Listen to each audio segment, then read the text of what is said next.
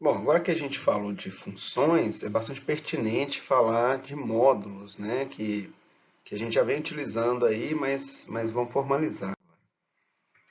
Então, um módulo, né, para a gente organizar um programa, né, grande, né, dividir em arquivos, separar as funções por funcionalidade, coisas assim. Precisa ter várias funções ali implementadas, tá?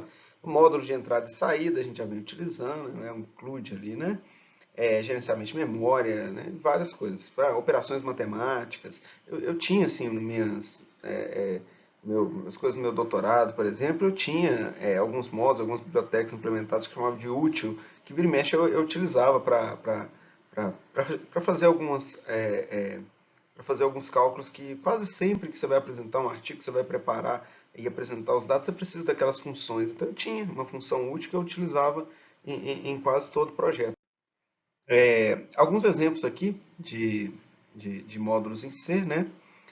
A gente tem operações matemáticas, né, o MEF.h, a gente tem operações sobre o tempo, elas ficam todas agrupadas ali numa função específica, operações de entrada e saída, né, o Standard I/O, né, que a gente já vem utilizando.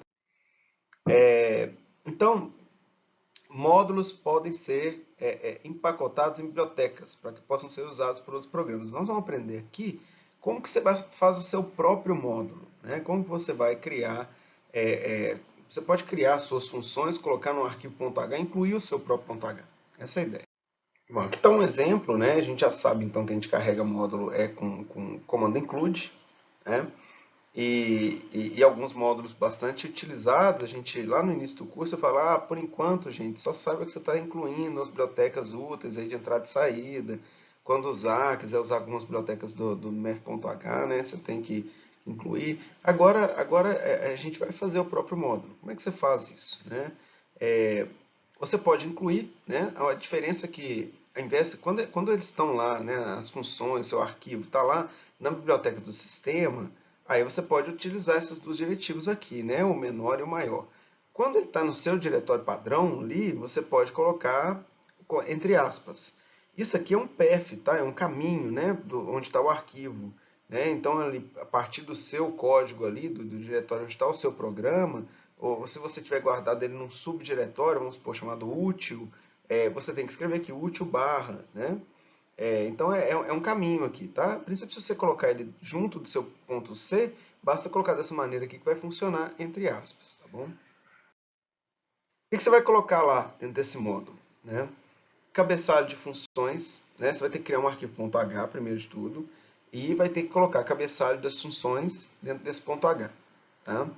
É, E aí você vai ter, isso para você na hora que você der o include, é como se ele declarasse, olha, essas funções aqui, elas existem, elas vão vir mais tarde na hora que você compilar e linkar com o .o, né, com aquele arquivo que você está anexando aqui depois, tá?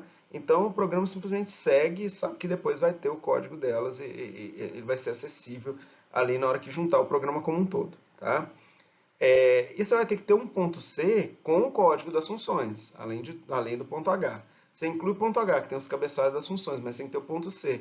E também tem que compilar os dois juntos. Tá? Aqui um exemplo no arquivo .h e do arquivo .c correspondente. Como é que você teria que preencher esses arquivos aí, né? Para dar um exemplo aqui, tá? Então aqui, ó, aqui eu estou com o cabeçalho da função, que é essa função que está aqui no arquivo simples.c,